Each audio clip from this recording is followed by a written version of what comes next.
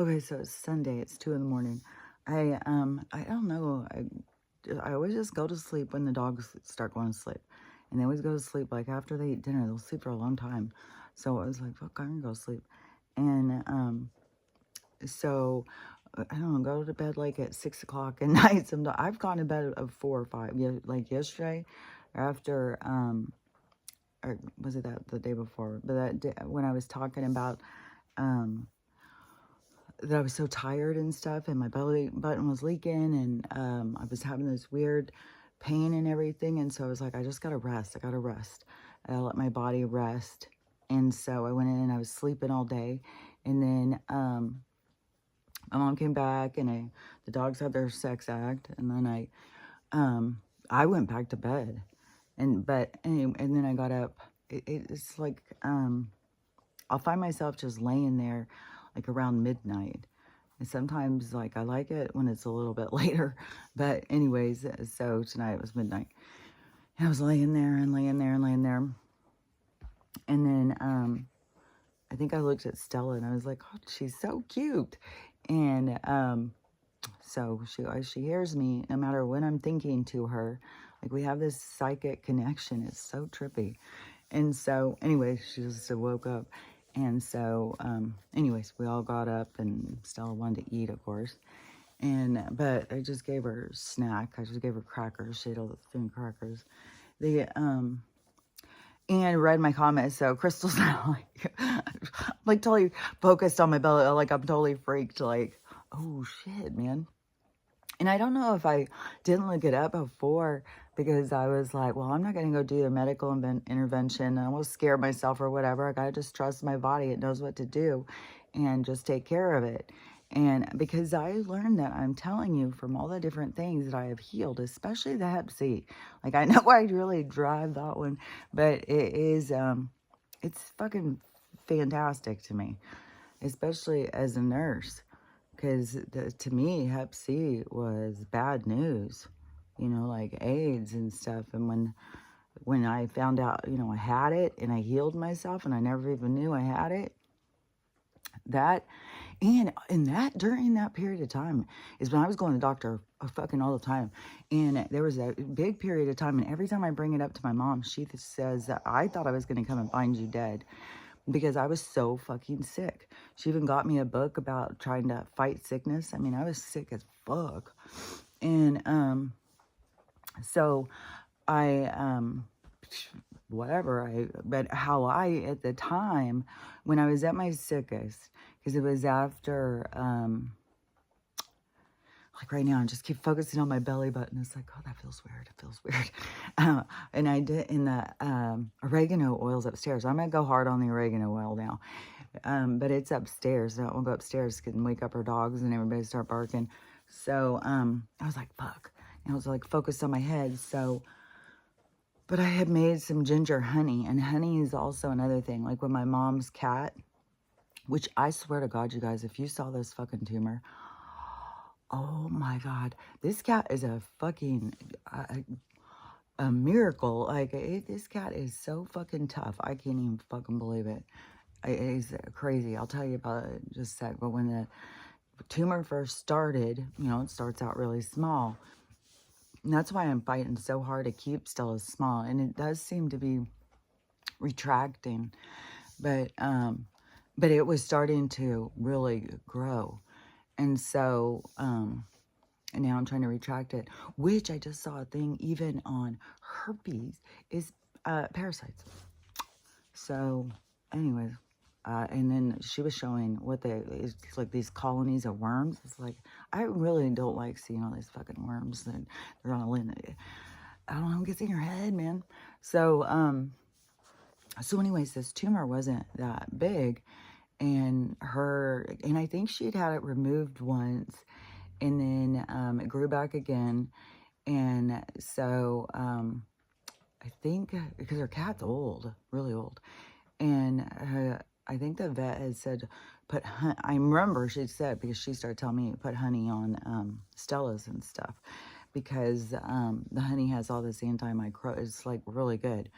And so he was telling her to put honey on the tumor. And so, and I did that on Stella's some too, which seems weird, you know, because sugar feeds the, those beasts. But I don't know. It must be, maybe it's like the same thing for them when they eat, like, when bugs eat bug spray or something, you know, maybe it's something that tastes good, but it's something that doesn't do them good. I don't know. But anyways, mine is ginger and honey, because that's supposed to really be, and you can take it like a cough syrup. It tastes really good, I think. When I've snuck some into the dog food, they, the two little ones, Stella likes all that. She's so used to all medicine and everything. But they are like, oh, what's that? And they wouldn't eat it. And, but so the honey has a bunch of stuff that the doctor said to use it on the tumor. And then, so that is what I just did on my belly button. I just had some of that down here, and it's so sticky, man, it's sticky, with the ginger in it.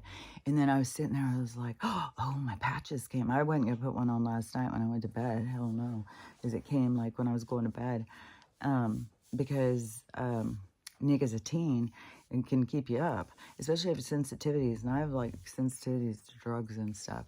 But did I finish saying it? Because when I was so sick, oh, because when I was at my sickest, it was after my dark night. Like, everything happens exactly the way it's supposed to happen, I'm telling you.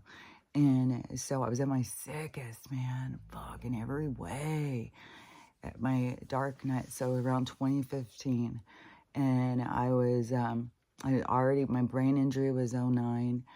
It was 11 when it got diagnosed. I think it was early in, so it was like a year and a half later. They just kept, nobody was doing anything. I was having to figure it out for myself. And I learned little things. Little people crossed my path. Like, I went to work, I could not keep a job.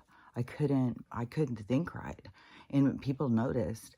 And I couldn't keep the patients right. It was so stressful. Fuck, it was so stressful.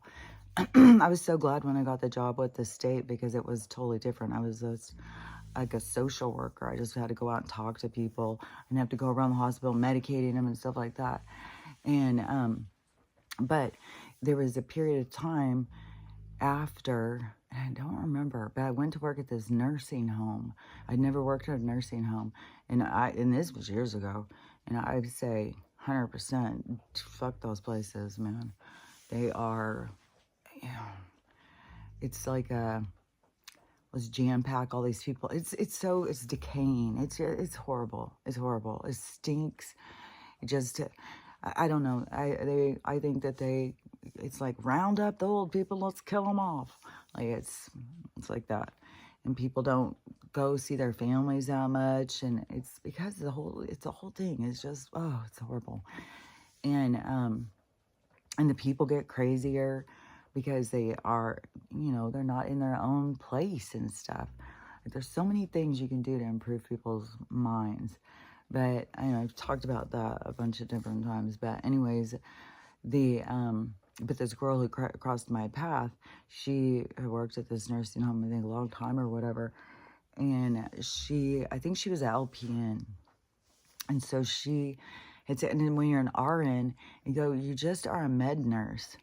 And then also you have to go do all sorts of shit, like gross ass fucking wound stuff. Oh, man, I don't even know how, God, I did not like being a nurse. I just didn't. So, but I did like being a psych nurse. I loved that. And from the moment I was in nursing school and we started doing our rotations at the hospital, I knew I wanted to be a psych nurse. And, but it's not that easy to go in, everything's timing. Because especially there's waves of, there's a bunch of jobs and then there's none, and it's hard to get into certain areas because then it's flooded. Like, there's all sorts of stuff. So, God, I keep getting these weird feelings now. It's like, sepsis, I'm dying. So maybe I shouldn't breathe too hard and breathe in the pus and some yeast or whatever. But that's what kind of it reminds me of is a yeast infection. Um, so, and it's so wet and it just like leaks. It's the weirdest thing.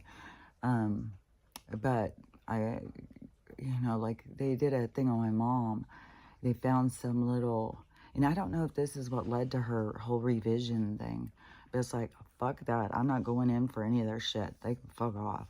But she had a little pocket of, and she'd had so many different stuff. She's had a lot of stuff, and now a lot of abdominal surgeries and stuff. And now she's starting to be like, oh my gosh, the adhesions and stuff, because she didn't realize, like, and a lot of women don't. They don't realize how much that's affecting everything.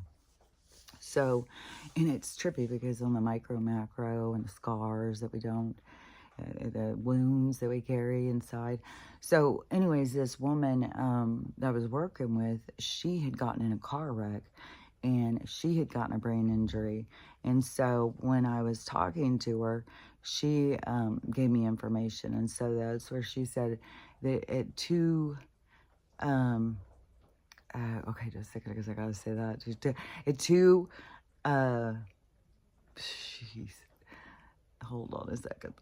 I did put the patch on too. I don't know if I already said that. I put the patch on and I have a sensitivity to things. And all of a sudden I feel like, am I getting these waves like epinephrine or something? Like, am I getting, I don't know. I get so weirded out by stuff like that. So, but 30 days is supposed to like cure everything. So should cure this sepsis problem. So anyways, this woman told me about because she had done a lot of research and stuff on her thing or whatever. And she said, whatever is going to heal in your brain, 2 years. That was the information at the time. But I'm telling you, as a person who has had a brain injury, that's bullshit. You will keep healing and keep healing and keep healing. Because you create new pathways. You can't dry up and decay. You have to keep growing. You have to push yourself through things that are difficult. Just like somebody who, gets their legs chopped off or whatever, and they want to continue doing sports or whatever, and get fake legs or whatever, and you just got to push yourself towards what you want to do. So, I mean, there's people out there doing sports with no legs and shit. So, you just don't stop whatever it is, and you'll keep growing new pathways, or I don't know what it is, because a lot of the stuff to me is this connection to the universal mind. And so I don't know, things are such a these other levels like that. So I've got a whole bunch of open doors, so let me see. The my sickest, after my when I was going through my healing, after my I couldn't sleep on this. This thing's only been on me a couple minutes. It does make you feel a lot more like alert. Like, it's like, what? And it's weird because it's like I don't know how to explain it. Because I'm not, I tried to deal with Nick as a team before, but he was harsh. Because because I enjoy smoking so much, I was like, well, I'll try the tobacco. And then it was so fucking harsh. Oh my God, I can believe it. And it has a whole filter system, which that may be part of the problem. I don't know what the hell. And so I tried to do like a couple puffs a day to get enough, but he said that this is the best way to get it, the most, where you get like a little bit all day long. And so, and this is the smallest I found was a 7, and he takes a 3.5.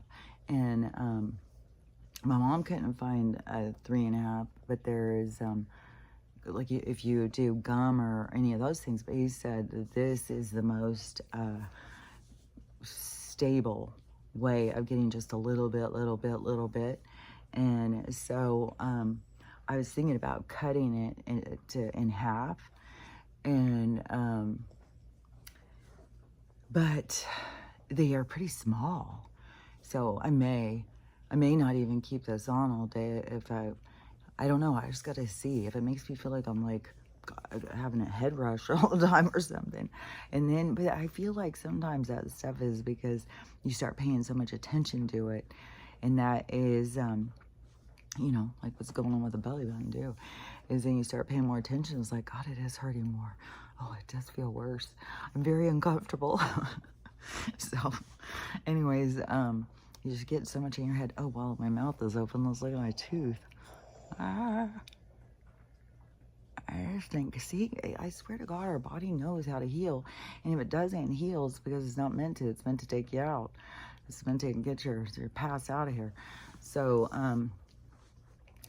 and I just saw this video, speaking of that, I just saw this video of this black kid laying in the hospital, and he obviously had an entry wound and an exit wound, and he wasn't talking. He was just sitting there looking, and he had words above, and he said, sometimes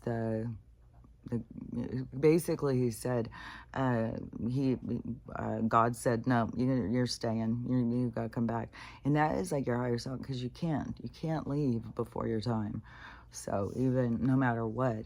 And a lot of times, your thing is a wake-up call. It's a near-death experience. And even if you don't leave your body and go up there and talk to your guides and your relatives and shit, you still, in your mind, it's like, fuck, that was a near miss. It causes people to reevaluate their lives. Just like, you know, I mean, my life totally changed. And I just, I mean, it's trippy when you are faced with that kind of stuff, when it's just like, fuck, man, that's so crazy. As so many people die from what happened to me.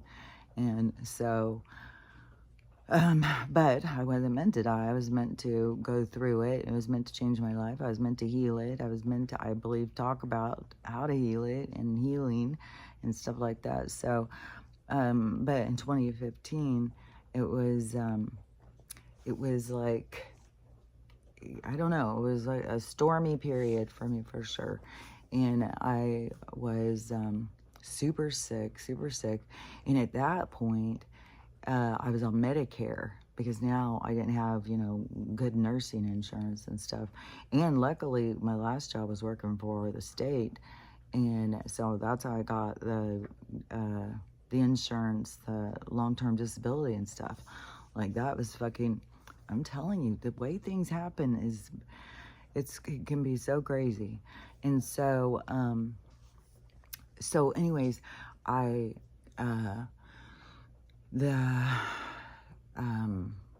so I got really sick, and,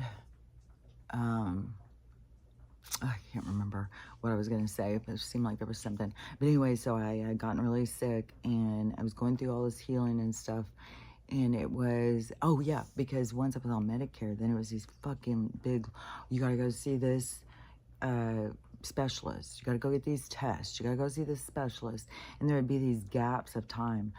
And so I had just had 2 hysterectomies, a brain injury, and then my last failed relationship, which was so chaotic and stuff. It was like, God, Kelly, how far are you gonna let this shit go? And so, which, you know, I could see at the end, I was still willing to just keep on trying. It's like, thank you, God, he wasn't. Thank you, God. Thank you. And so, but anyways, at that point, I was so sick, and it was these long periods to be able to go in, and I would just, that's when my mom said, you know, coming by and seeing you, and I couldn't walk well. I was just lay there. She said, you look like you were dying, and she would go to the doctor with me some, you know, and start trying to freaking, but it was absurd. Our medical system is absurd. And so, and that's when I kept saying to the doctor, could it be the medicine? They would mean like 18 fucking pills. And every time they just start trying to make you feel like, you know, you're stupid if you think that you don't need these. Like, what's wrong with you? Keep up with the times, man. This is going to help you. And so, So I was on these 18, and I was like, this is too much, man. And I was saying, could this be what's making me sick? And she was like, no, no. And so I asked a pharmacist, and because that's what we did as nurses. And so I asked the pharmacist, and the pharmacist went over them all, and he said, yeah, you got 3 different things. You could be having a GI bleed. It's going to really interfere with your GI system and stuff in a serious way. You got to get off of these. They can't be going, you can't take these together. And so I told her, and she said, like, oh, he doesn't know what the fuck he's talking about. And so it seemed like things started going faster at this point, because then I got in, and then I got that colonoscopy with that horrible, horrible person. And he was a fucking such a dick. And luckily, because that also pushed me more in this other direction. Everything was pushing me in this new direction. And so when they when they came back, because at first he thought, I didn't see anything. Well, man, fuck you. And then and then I get a call like a week later, and they say that I've got colitis and I need to come in immediately. They've got, a plan and stuff, and they were telling me. I was like, fuck that, I'm not going. And that's when I stopped. That's when I changed everything, and I took control of my health. And so I right away, at first I was, really kind of falling apart, because colitis, I just knew it as like where people had to go in and start getting their intestines cut out, and they're sick as fuck. And so I was like, fuck, man. And my youngest daughter, the one who hasn't been speaking to me, I was talking to her, and so she started looking up stuff about it. And then she said it's a different kind of colitis. When it comes from the medication, it's called microscopic. And that's why they had to see it through a microscope. So whatever was killing my intestines was microscopic or something. And so when she said that, then I said, well, I'm going off the medications then. And so I looked up, and she may have helped me. I don't remember. She was always very, if you're sick, she's there for you. And so I looked up the medications, because I was on 18, and I looked to see which ones I could stop abruptly and which ones I had to wean off of. And then I just dropped them. I dropped like fucking 10 or 12 pills that day. I stopped everything. And there was only a couple that said I had to wean off of it, because I was like on Wellbutrin and stuff. And going off of some of those kinds of these psych meds is the worst. That was where the pain and shit comes from, because I was on Paxil years before that, and it was and I was so depressed. Like I couldn't quit thinking about. I would just want to drive my car off a cliff. I was so unhappy in my life, so unhappy. And it just seemed like, what's ever going to happen? How am I ever going to fix this? I'm just fucked. And so, and it just felt trapped. And so it just seemed like the only way was to get out of it. But that's not a for sure thing. Like, you can try and get out, and good luck to you. If it's not your exit door, then it's going to shut right in your fucking face. And then you're stuck with the wounds that got you there. So I was on the Paxil then, and when I had to go off of it that time, I couldn't believe the withdrawals and stuff. I was like, oh my God, this is horrible. And I was like, I'm never going on any of that shit again. But then I got years later, and I got so depressed where in my dark night, it was intense, because the dark energy just like, it wants to hold on to you or something. And it's just like surrounds you, and you have to push back on it. And it just kept putting visions and stuff in my head. And like I had said, every time I'd look up, I'd see myself hanging. And it was just like, this is too fucking much, man. This is too much. And then my dog died. Like, it was a rough time. And so I was on the Wellbutrin. And they're like, oh, no, you won't have withdrawals. There won't be anything like that. Nothing like how it was with that. Fuck that. And I just saw somebody else talking about, I think they were on, I don't know if it's Effects or one of these fucking ones, and they were on it a short time, and it took over a year. I think, and then they had after effects even after that. Like, this shit is not, no. Just like, doing all these surgeries and leaving little pus pockets inside of our body is, yeah, they just cut in there and then they just off to go. Well, I'm going to play golf. And you're stuck with fucking consequences. So, and then you go in there and talk to them about it, and they're like, you're so crazy. You're so crazy. There's nothing wrong with you. It's all in your head. It's in your head. Yeah, now we know everything's in our head. So, now, so I had to wean off of that one, and that is where the pain was. And so that is when my daughter started bringing me the weed candies. She'd bring me these hard candies. And when I first started doing them, I was like, what the hell? This is like acid or something. I was like, this is so intense. And then when I very first started smoking, because when I would hang out, because then when I wasn't working or anything and I got better, then I would start hanging out and stuff and be hanging out with my daughters and all their friends and everything. And, go out and do, like I was going out dancing all the time. I go out dancing by myself. Just, and I loved the sitting around the powwow, smoking in the big group and everybody talking. I was like, oh my God, this is just like, it felt like a home to me.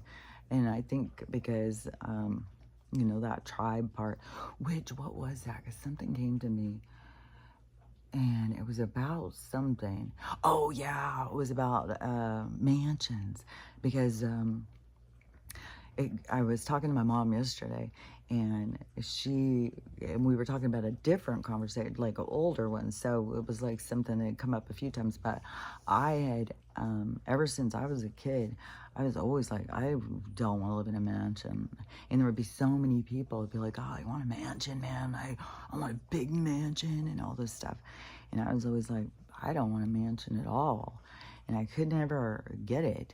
And so last night, after talking about that or whatever, then it came to me, it was because I already had a life that lived in a mansion at some point and felt the emptiness of the home. And it was like, oh, no, I don't want that. So see, that's what I'm talking about when we have these like internal things about us, it's like, I don't want that. It's like, well, because you've already had an experience and it wasn't a positive experience. Like, to me, I look at that as like a big empty house. And then my mom said it was at some point, because she wanted one so much, but at some point when she was looking at it, she was like, but gosh, it would be a lot of rooms like at night to have to go check. And it's like, man, you could have somebody living in your house and you don't even know it. It's like, it just creeps me out. So anyways, that's a total sidebar. So I was on, so it was when, the smoking, I was more with my brain injury then too. And I did I did enjoy, it's called CrossFit something, because I would tell my daughter, because when I would smoke, I was right away connected more with, in these conversations. And there was more spirits talking to me and stuff all the time. And so that's when I started talking to other people. I started saying, what happens when you get high? Like, do you hear like people talking to you and stuff like that? And people will be like, no, what are you talking about? And I was having a different experience than what other people, but I think it's out of awareness. I don't know what. But anyway, so I was having a lot of communication, but then also I was still at the, drinking and stuff like that. And when you drink and you smoke, it really, it can really put you out. And like you can be having a good time and not give a shit about you're just having a good time.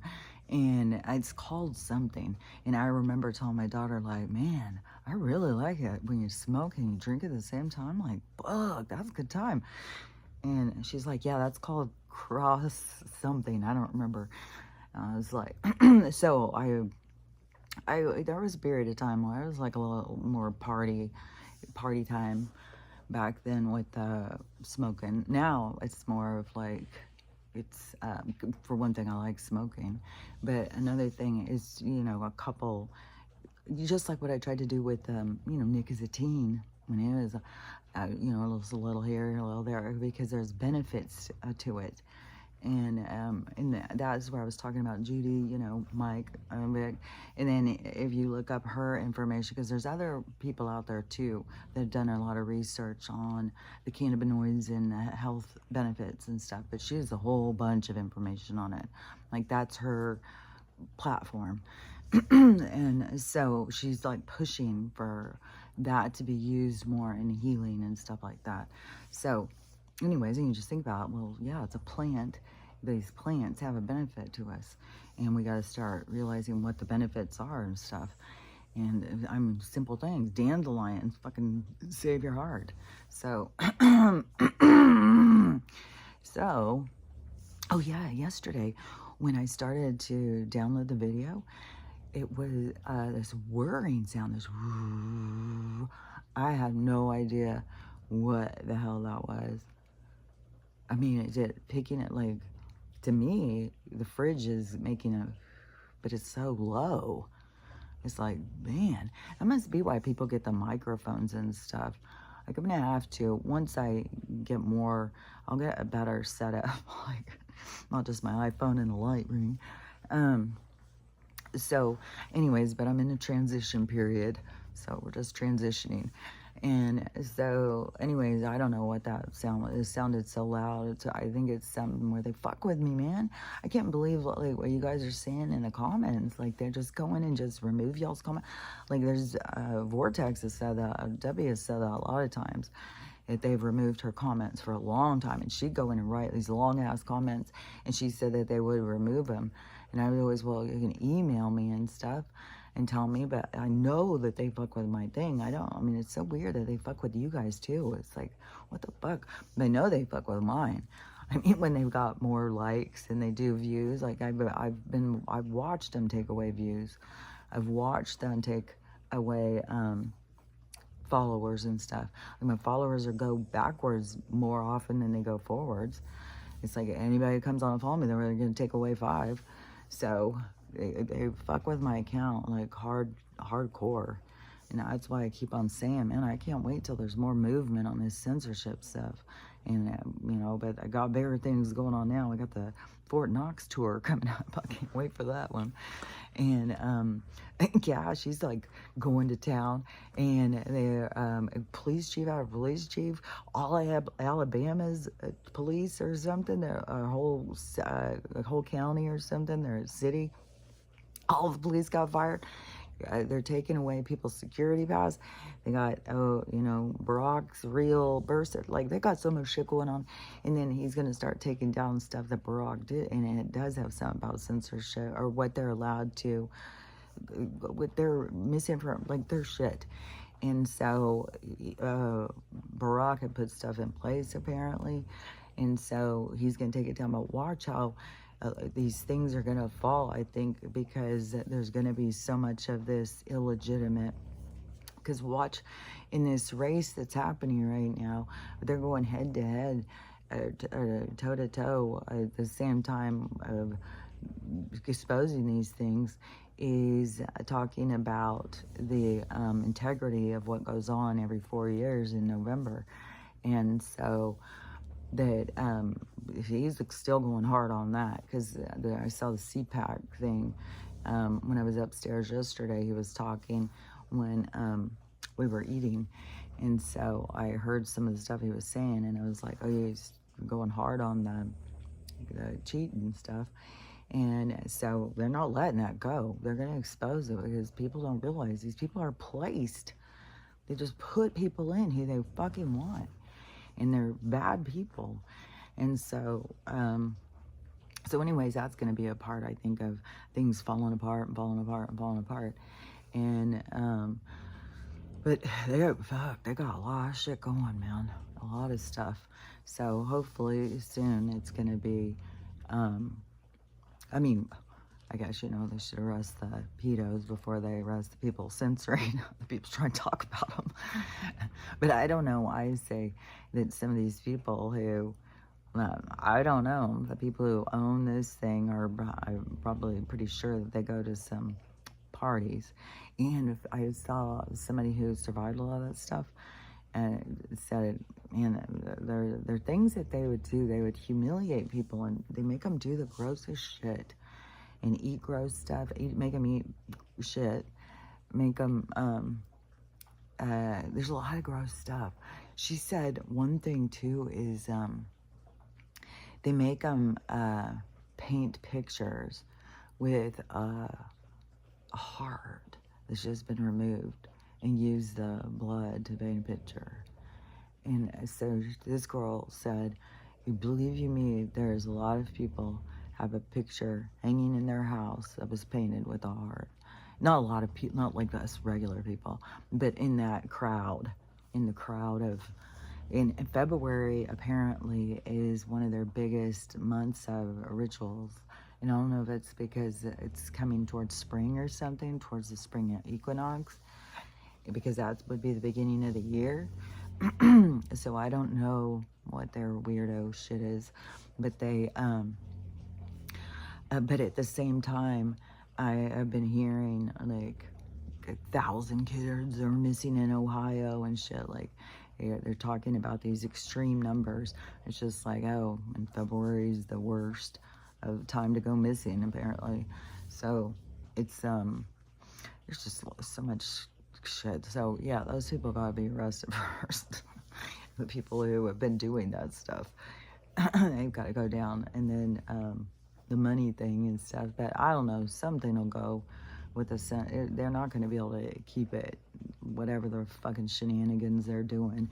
But if you do have something you want to say, you may want to just send it in the email, because yeah, you can write a whole long fucking comment and they don't give a fuck. We'll just remove it. And then I think Jupiter was saying that just copy and pasted her, and she just keeps doing it, or it might have been Crystal. Just keeps putting it back on, putting it back on. But they'll just keep removing it. So yeah, that's some bullshit. So you probably need to copy and paste it anytime that you write a comment. But just remember that I don't see all these comments. So when you say something and I don't say something back, it's because I don't see it. They don't notify me. I don't see them. And tons of comments, because sometimes I'll get some really weird thing that's said to me, and I'll be like, fuck, I don't understand. And so I'll go in and look to see, like, what are the other things this person has said. And it's like, it's crazy, because it'll say like 16 comments, 8 of them seen. So they block a lot of them because I don't see them. I get notified. And even on the videos, I'll go in and look. That's how I see some of the comments, is I'll just go in and look when I'm answering someone else, then I'll see other ones. I don't get notified of them at all. And so sometimes I run across them, but then there's other ones that they block them from me or something. I just can't see them, as I don't see. I would answer if I saw it. That's all I can say. So anyways, but back then, when I was being super sick, that is when I'm assuming that I was healing the Hep C. I don't know. But I know that I was also having this colitis. But that is the thing, is like I was so sick from that. Oh my God, I was so sick. I was in so much pain. God dang. And but then going off of the fucking all those meds I got, oh my gosh, that was rough. I was rough. But, so then I started getting real focused more on, I don't know, being healthy. I remember I started making smoothies and I started drinking kombucha. And so then, I don't know, things just have keep on rolling the whole time. You keep going towards that, because then you learn new things, you try different things, you do this, you do that.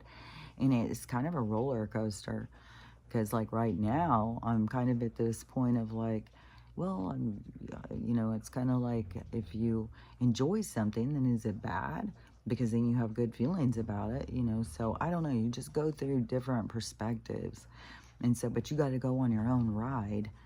for these perspectives. Don't get caught up in somebody else's, which I find this kind of interesting because there's this girl on TikTok, and she is and she kind of was pretty arrogant, I would say, about, she was one of those people, you gotta be vegan, you just eat nuts and berries and whatever it was. Cause like fucking, what was that? Charlie Freak, man. That was one thing I could not handle with that guy, was he would just push and push and push. Like, all you should be eating is berries. That's it. If you're eating anything other than berries, you're a fucking idiot. And so those people with that kind of attitude, it's like, I'm not in alignment with that kind of shit. But so she kept telling people, you gotta be vegan or whatever it was. So all of a sudden, and she's kind of, I would think she's kind of older, but I don't know, there's lots of people having babies that are kind of older. So I would say maybe early 40s. And she's pregnant again. And she just had a baby. And so, I mean, that would be a lot drawing on your body. And especially, like, I don't know what her deal is with minerals. Like, you can eat all the fucking berries you want, but where are you getting your goddamn minerals? You better get your copper, your iron, and your magnesium. You don't just need vitamin C or whatever is in, whatever berries you're eating. And so, and some berries, have a lot of good stuff, but you gotta you gotta listen to your own self. Your own body will tell you what it needs. And it's based on your DNA, like I've said. Excuse me. And so she, now she's carnivore. She's carnivore diet. Now she's just like hot on that. She's just like, everybody should be doing that. And yesterday I saw a video. It's just her sitting there contemplating, and it just has words. But she said it's just weird how I was so pushing so hard on getting people to not eat meat, and now I'm totally eating meat. And so, but you gotta listen to your own body. You gotta go at your own thing. Because I would say, she's probably, I think most people are not gonna be eating meat soon. I don't know. It's just gonna happen inside of them. They're gonna start, just like I said, it doesn't feel right, doesn't taste right. Like, there will just be something that will happen. It's not something you have to force. You definitely don't need to force something because somebody else tells you that that's the thing to do. And that's what drove me, another thing that was so crazy about that fake ass spiritual movement. It's trying to tell everybody you got to be vegan to be high vibration and stuff. No, you got to be at peace to have good vibration. You got to find your peace. And so if everything you're eating is like, oh, that's bad, I'm so bad. Like, that's not high vibration. And what are you here for? You're here to enjoy. You're here to learn. You're here to experience. And so part of your experience is going to have, we wouldn't have taste buds and shit. Like, so you got to listen to your own self and what feels right, tastes right, and go at your own pace. Don't get caught up in somebody else's concept or view or perspective of things like that. And that drove me crazy because there's so many of those people. You have to do this. You have to do that. I'm a life coach. Give me $1,000 and I'll tell you how. It's like, what the wackadoo shit is this? Like, could you imagine a bunch of fucking monks getting on, hey, you want to know the truth about how to have peace in your life? Pay me $1,000 and I'll tell you. It's like, yeah, I'm not going to follow you spiritually. Sorry. You seem a little bit like into the money. So, yeah, I'm not into those people. There was like this one who I would see all the time on TikTok, and he was always, part of his videos are showing the good life he's living because he's manifested his best life off your fucking dime. And it's like, man, this is kind of a pattern that we see in this world, isn't it? It's like, so I don't know what you think you're doing new. So anyways, now every time I see him, he's always just, I don't know, a lot of those people put these things on their third eye and get all into, their character to, I don't know. I sound so judgy. But anyways, to each his own. do your own thing. So, but back at the time when I was sickest from my brain injury too, I was so scattered in being able to think, and it wasn't because I wasn't drinking and smoking all day then. Back then, even if I smoked, it would have been like I was going out with everybody and they're all sitting around, and I was like, oh, I'm gonna smoke too. That's so fun. I was like, I love it, and but it wasn't like I just smoked all the time then. But I would go. When I would go out and try and drive, I couldn't process. I couldn't process what was happening on the road fast enough. Like at one time, my phone beeped or something and it made me think it was time to go on the car. And it was a red light for me and a green light for all these cars coming. And I just drove right out into it. I just did weird shit like that because my brain wasn't processing properly. I was just, and so then they told me I had to quit driving. And my doctor and my lawyer were like, because my lawyer was like, well, no, I think she's compliant. Because she went with me to the doctor appointment. It's so weird how she turned out to be so corrupt. But she, I guess, thought she was going to make money off of me. And but at court, there was like certain things too where I was like, you gotta say this and shit. Like, this is some bullshit. Like, fuck, man. Especially like stupid ass shit. Like, even they go in, your chart is messed with. Once there's a court thing, they go in and start messing with your chart. That's illegal, but they do it. And there was evidence that they had done it because they changed my birth date. And so I'm being like, they changed the date so that my age would have been different. It's like, it doesn't match. And so anyways, but, we got these other things to talk about. It's like, dear fucking, oh God, it was so fucking, the judicial is so fucking bullshit, man. So, anyways, but she had gone to the doctor with me at one point, and she was like, well, should we take away her license? And because I can send a thing in right now and she will get her license taken away. And then my lawyer was like, no, I believe she's compliant. I believe she won't drive. She didn't even want me riding a bike. And she would keep putting all this pressure on me before court. Like, there could be people following you around. If you even try, you're going to be in trouble. You're going to lose all your money. You're going to lose. And so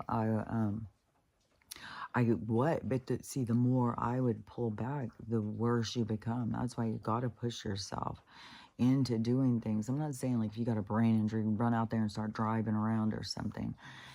I'm not saying that. That was years. And it was really scary. It was when I started doing my road trips and stuff. And once I had gotten divorced and stuff, well, at first, when I was living here in Spokane, now I'm on the outskirts again, but when I was living in Spokane, in the town, I just took the bus everywhere, I rode my bike everywhere. She didn't even want me riding my bike. She thought I was going to get killed on my bike. But I would take the bus and stuff, so it was easy to go around without a car. But then, it was because when my daughter, she had gotten in a wreck in her car, and so she got a new car, and so she had our old car, and so she gave it to me, and if I would go and help her be able to get her kids and stuff, because she was a single mom, she needed help with her kids, like all single moms always need somebody to help. And so I would go to get them from school or whatever. And it was scary when people started asking me to go drive and stuff. And I was like, my grandkids can attest to like me losing my mind quite a few times. Like we're driving and they start, I fought, whatever. And I'm like, don't fucking talk. Like we're about to get in a wreck because I can't fucking keep up with what the fuck is going on. And be like, oh my God, and Grandpa's freaking out. I was like, God, nobody could understand like that. It was like, fuck, it was intense. And so, when somebody would ask me, I'd be like, man, it's really hard for me to drive. It's really hard. And so but then once I started going on long drives and getting out of the city, out of all the stoplights and all the chaos, and started feeling like, oh, okay, this is calm. I can do this. This is nice. I used to always drive long distances when I was a teenager and stuff. I loved it. Turn on the music and just drive. And so, once I started doing that again, then I started seeing more of the healing benefit. But even when I was over at my other house, I couldn't stand driving into town. As soon as it starts being all cars turning all these ways, lights go, it's just like it's overwhelming to my brain. I can't fucking, I like the peace of the slow pace. I don't like the hecticness. And then plus you start picking up on everybody else's energy and shit. It's so intense, man. When you get out of the city and then you go back to it. And so, I mean, some of it is probably my brain injury shorting out or whatever, but I know that I have done a lot towards connecting pathways and stuff. And I can tell over different things I can remember and numbers that I can remember some number sequences where I couldn't remember two numbers. You could tell me two, like I couldn't remember two things. If you told me, this and that, and then a few minutes later you asked me, I'd be like, I have no idea what you said.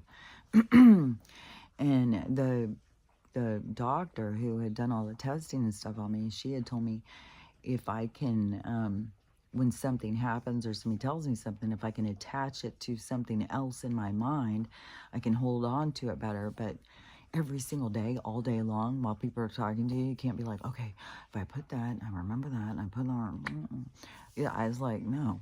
So constantly, I probably have where somebody will say, I just told you that. It depends on, what's going on.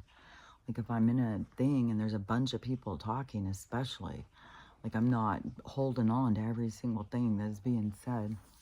But anyways, I can see I can see my pathways have been getting better. So, and it's been way past 2 years. And so I say, just keep on, just keep pushing yourself and don't get caught up in the time. Remember, your time is your schedule of events. It's your itinerary of life. It's the people that you come into contact with to give you some lessons, some benefits, some little here or there kind of thing. And so that is what life is all about. It's like going through these things and then all of these other things. And through all of this occurrences is that you get a vision of yourself. You get to see yourself. But I think a lot of people they don't want to see themselves. And then there's also been such a distortion. It was hard to see your whole self.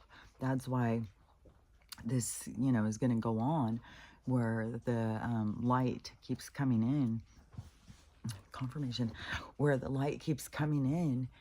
And so you get a better view of yourself. So you can't miss out. You can't bypass, because it's like I've said, it's not to punish you, not because you've been bad. It's because your soul is trying to understand itself. And so it needs to see itself more clearly. And as you see yourself, then you can develop yourself. And in your development, I'm telling you, it has a lot to do with getting control of your dark side. That is what is being exposed to us all, is our dark side and the lack of control. Like here, it is almost, to me, I was telling my mom this yesterday, it's like this place is like full, it's the darkness, but it's full of things to, what is that word? How I say it? It's like full of these like lures and stuff, these fetish kind of thing, like these things to pull you in to the darkness. And you got to, everybody's got to find their own stopping point.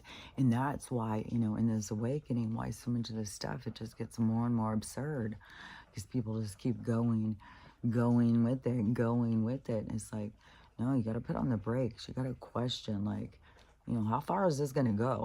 How deep is this shit going to get?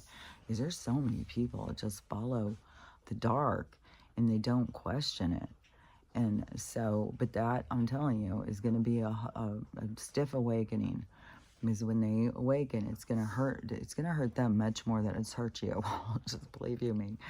They are going to, there's going to be so many people. Like, what is going to be happening here soon? There's going to be so many people in such a humbled state, such an internal humiliation, such like a distinct kind of a view of the distortion and seeing themselves in a whole new way. And it's going to seeing the world around them. Like, it's so trippy how many people keep thinking that this guy, like how they keep turning this stuff. Like, he's the bad guy and it's the weirdest thing. Like, he's doing all this good stuff. He's out there talking about it all day, every day. And you just keep on thinking he's doing this bad stuff. And he's out to destroy us and stuff. I saw a guy, and he was really upset because Donald had just ordered the police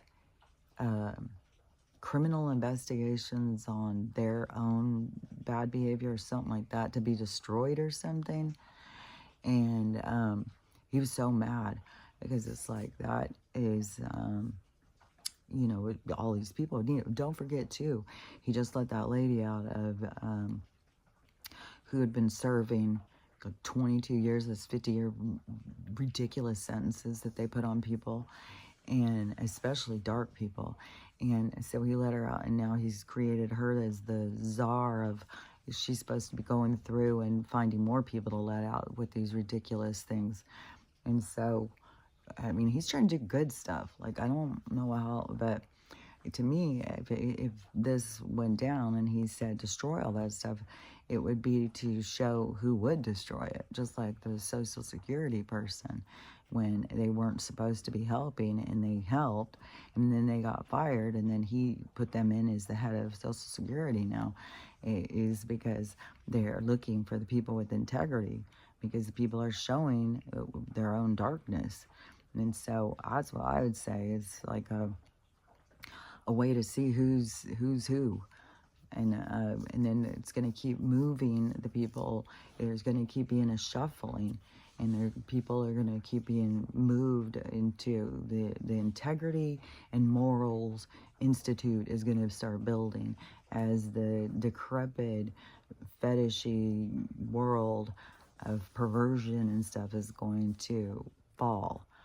And don't forget, the reason they wanted everybody to be so perverted and shit like that is because they are. They had to, you know,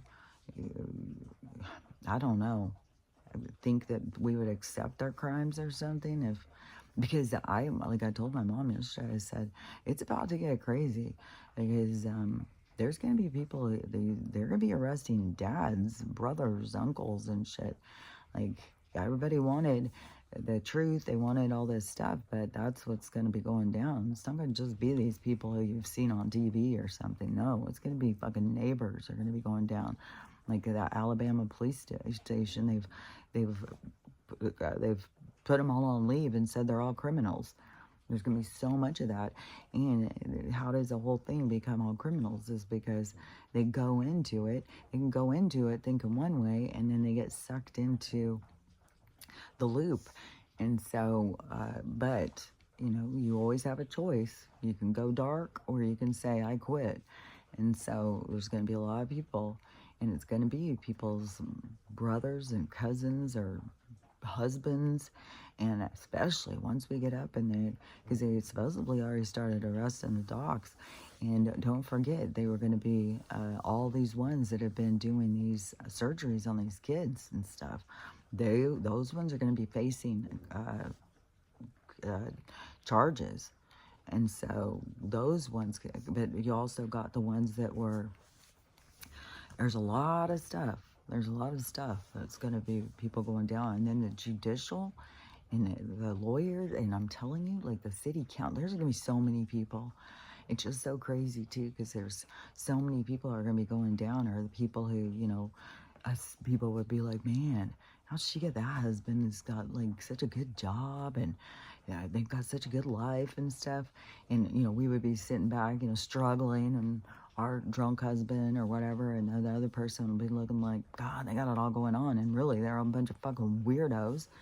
They fucking commit crimes and shit. It is raining so much, so hard.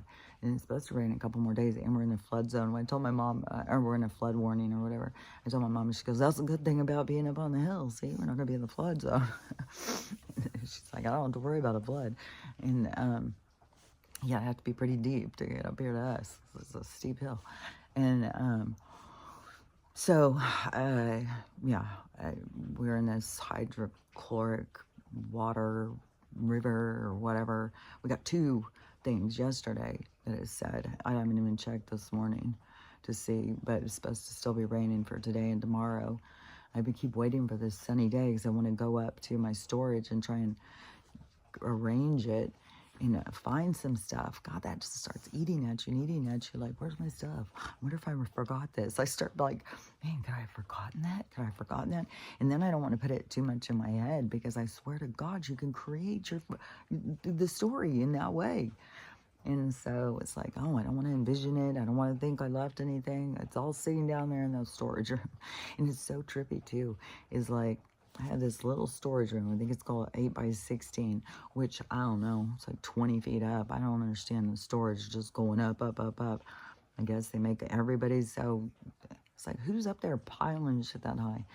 And so, but it's trippy is because that's all my stuff now. That's it. Like, I could fit it in a wagon train.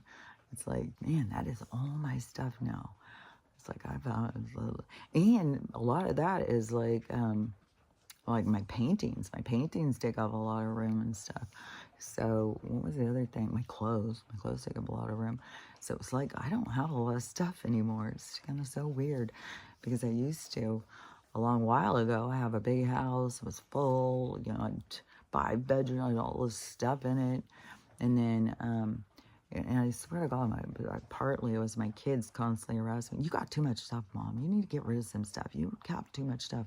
So every time it seemed like I was going into a smaller place, I would be getting rid of stuff, going into a smaller place, getting rid of stuff. And so now I'm down to, I just have a storage, just got some storage now. It's like so weird. But I know, it's going to be starting over. I know we're going into a new exciting time where things are going to be starting, and whatever we'll lose, we don't need. And so, it's just like, you got to remind yourself of that stuff, or you can get all burdened and feeling like, oh my God. And one thing too that will keep knocking at the door is the money. It's like, God dang, I spent all that money on that bed and left it, all that, my fence. Like, you just start going through all of this stuff, and you can get yourself down. You just keep beating it down and feed that fucking horse, and you're gonna just feel kicked down. So you got to pull out of it. However you do, you got to maneuver yourself through your own pain and suffering and your own obstacles and stuff. Otherwise, you just keep yourself running into fucking walls all the time and just beat down. And I just saw a video of, I think it was a woman, she was being interviewed or something about depression or something. I don't remember what it was, but she said, too, if you feed it and you keep thinking about it, because you'll get more and more depressed. And that is a part of depression, is to just keep ruminating and keep going over stuff and going over stuff. And that's where you got to break it down. You got to break out of it or change the story. When you're going over it, start changing it. Look at it different. Like that one doctor told me, change the channel. But when I heard that, like, I couldn't get it at all. I was just super depressed. I was just like, what the fuck are you talking about? Change the channel. My life's falling apart and I'm still doing this wrong too? I was like, God damn. So, sometimes you just feel more beat down and more beat down. But yeah, the thing to me is when you're just super, super down and depressed and stuff, is turn on, get more light. Get more light in. Sometimes people shut their shades and all their curtains when they're depressed. Open them up. Open up a window. Let some fresh air in. And I think one of the biggest things is turn on music that makes you happy. Force yourself to dance. And pretty soon, and maybe it's something silly from like when you were a kid, something that makes you feel silly. And get out there and dance and stuff and get that little fuel ignited inside of yourself, and you'll start feeling better. And you may have to keep pushing yourself every day. It may be like you get up and you do that for 2 minutes and it's like, oh god, I gotta go back to bed. I can't even fucking manage. I'm so exhausted, because sometimes depression will make you so tired. And so you have to figure out how to maneuver yourself through these obstacles. And so anyways, that is a part of advancing yourself too, because if you don't see the obstacles, how are you growing? You have to be able to see them.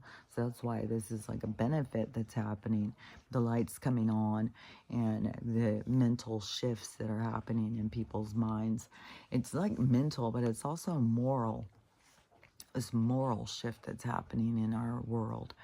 And people, kind of, it's like a new respect for God, because there was a period of time where people like, God, schmod, God sucks. Why would you waste your time? Science, that's our God. There was a shift in there. Now I'm glad that people are getting back to the acknowledgement of, even though it's very much centered on a God, it's, but to get back to that spiritual connection, what am I doing here? What's my purpose? Why am I here? Not just as a nothing, like what they try and convince people in their little pod cities, that you're just an accident. You got nothing to do here. This is all there is. There's nothing else. It's like, yeah, but why would we be here? What am I? Like, this doesn't make any sense, because you can feel so strong that there's something more. You can feel so strong that you are not just an accident. But anyways, that's part of the game, I think, of them trying their trickery. And you got to see through their trickery so that you can, I don't know, find your best self. They've got people building a fake self, a false self. Oh yeah, and there's so much talk now on this. I think they're Magellans. No, I just heard them. I keep seeing videos. They keep talking about because everybody wants to be one now.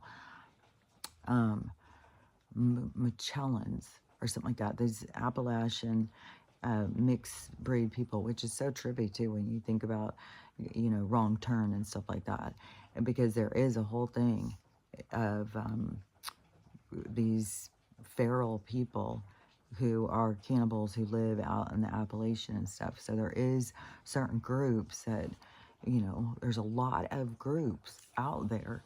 And so this one guy who I just saw talking about it, because he was talking about how you can go in your ancestry on your 23andMe and see what your ties are and see if you are that, because he said there's a whole bunch of them. This is just one group. And he said they all have weird names like that they were like degrading names. Like they would try and be like, oh yeah, you're just an old Magellan or whatever, because they were mixed, because they weren't sticking with their own culture or something, their own purity in their own culture or whatever, so that they would talk down to them and act like, you're mixed breed, you're garbage or something. And so he said all along the mountains, there's a whole bunch of those. And I think that they've been everywhere. I think there's been a lot of mixing and stuff throughout time, throughout people's lineage and stuff.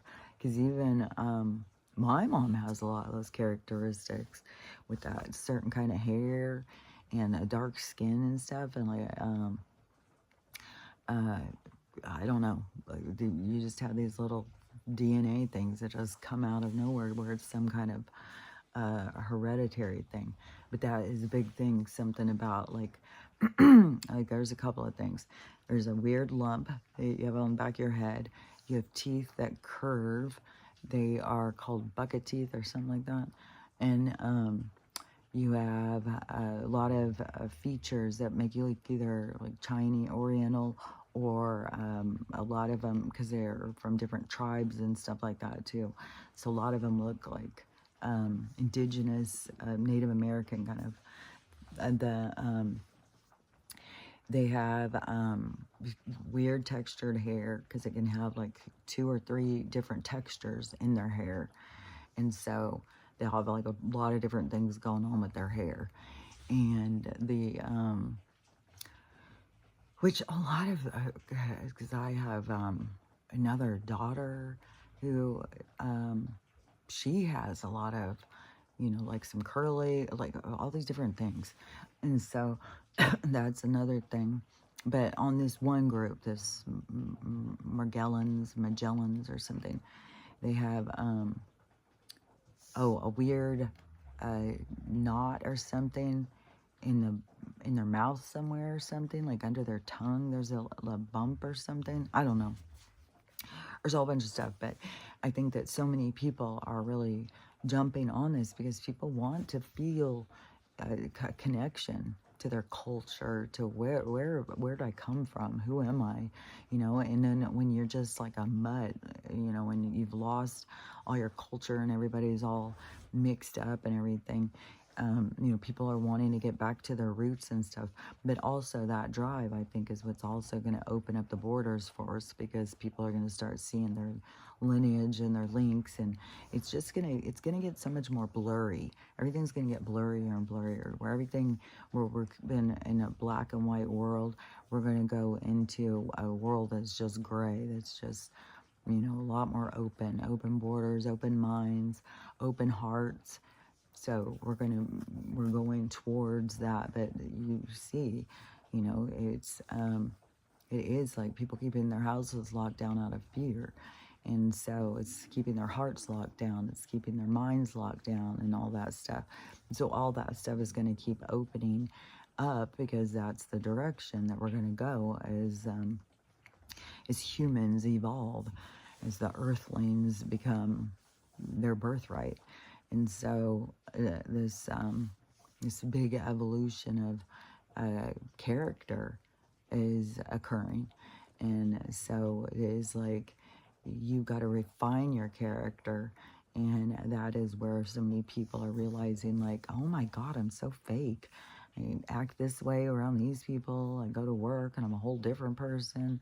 I'm a different person when I go see my family. It's like, one thing, about me, I'm just like myself. Like, I'm the same. Like, it doesn't matter who I'm around. I'm just going to be who I am. And so you just got to kind of find, I don't know, there's just something where I think people are just uncomfortable to show sides of themselves or something. They feel like it's too vulnerable. Somebody's going to make fun of them and it's going to hurt their feelings. And those are the things you just got to get over. You got to realize, like, if somebody's going to try and hurt your feelings, well, they're a dick. And then and then the other thing is, like, that's coming from their own perspective. So you can't merge their perspective. If they have a perspective of thinking however they think, that's their thinking. Don't let it affect you. Like, that's their business. And, you can't expect everyone's going to like you. Some people won't like you. Some people will love you. Some people will hate you. You just got to be like, well, we don't all vibe together. We're all on different vibrations. We understand each other differently. We don't see things the same and stuff. And it's lucky when you can find the people who vibe with you and that you are on the same vibration, because it's like a happier party or something. It's like but you can't find the people who vibe with you if you're not being real, if you're pretending to be a certain way because you want to please people. And then you're doing so much of that on assumption. You're assuming what you think that these people want, but you're not inside of them and you don't know. And at this time, people are seeing through people. So a lot of people see through the phoniness, and that puts them off right there. And so it's best just to be weird and embarrassing, just to be like weird, be your regular old weird self.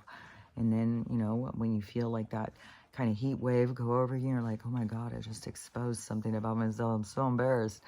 Then just be like, hell yeah, just get excited about it. Like, fuck, I'm breaking through this programming. I'm becoming my regular self and accepting myself. Like, who said that you can't be weird? Like, they come up with all these diagnoses because we're too weird. Just be weird. Just let yourself be weird as you fucking want to be. You don't have to be what they want you to be. you're free to be who you want to be.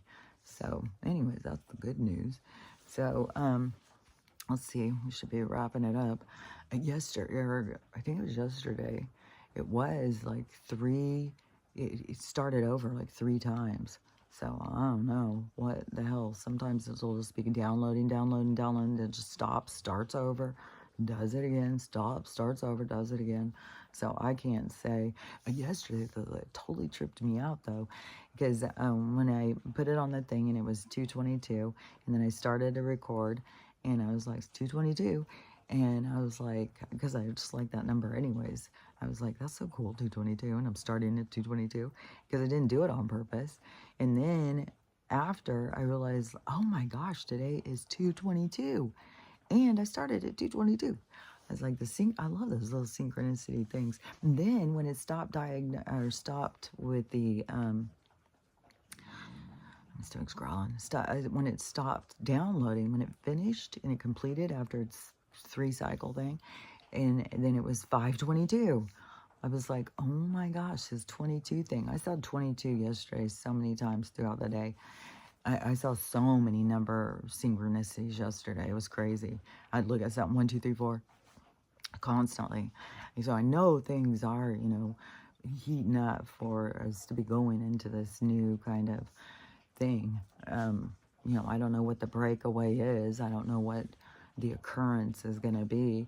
There's so much going on. And there was something in this movie yesterday that I had seen that I wanted to say, because there was something that oh yeah, oh my God.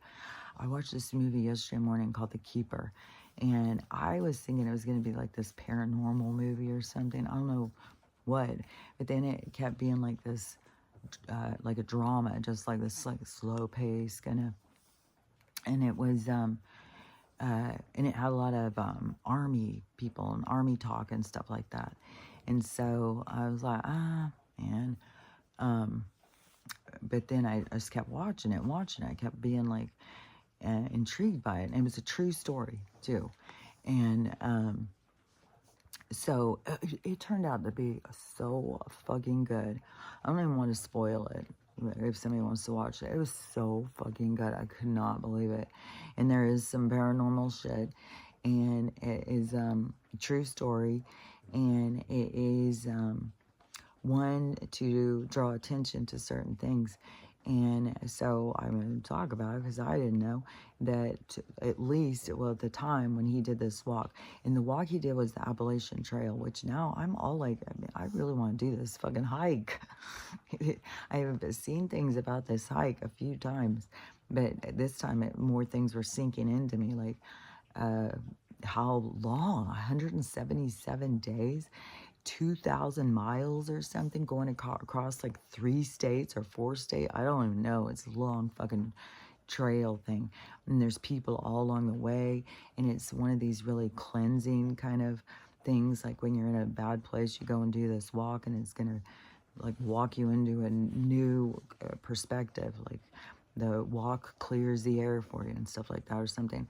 And so there's a lot of stuff about that where I was like, fuck, man, this just seems so cool. And all this, these people along the way and everybody meeting and talking and stuff.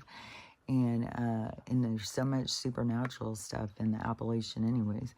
And so, but what he's trying to draw attention to, so at the time, it was 22 vets a day were doing themselves in. And so he was carrying all the tags. He had brought just, I think, 16 days worth or something.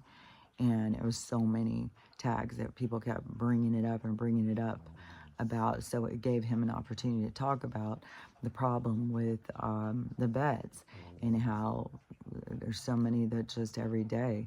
And it is the top amount of people who do themselves in. And so, like, I know that they went through a lot of stuff, and some of them were tested on the drugs and stuff. It's just the corruption behind our government with the creation of war and the destruction that it's caused and stuff. So I'm so glad we're going to be moving out of that, but you can still see the effects of how it is with people who, like, But that's bringing this stuff up in them. All this all this stuff is an open board. All this stuff is bringing those things to the surface. It just happens like when it gets to the surface, what do you do with it? How do you look at it? And how some of the people are looking at some things, but they're going to see it way different when the lights come on all the way. So this is, to me, it's like the lights are flashing. It's like, get ready, get ready. And then all of a sudden it's going to be bing, and the lights are on. And then it's like, oh my God, you're going to see yourself so much different than how you saw yourself before.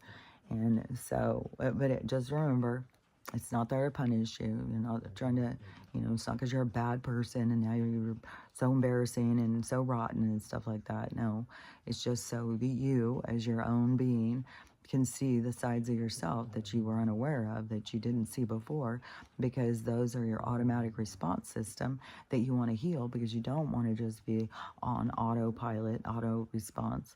You want to deal with your pain and suffering so that you can be not reactive, but to be more thoughtful and mindful and more introspective. So there's benefits to all this stuff. It just takes some, maneuvering in your mind of how you look at things. So anyways, we still have a lot more to go.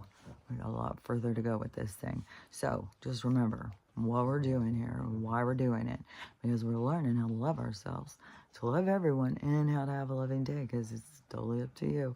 So I'll talk to you later. Bye.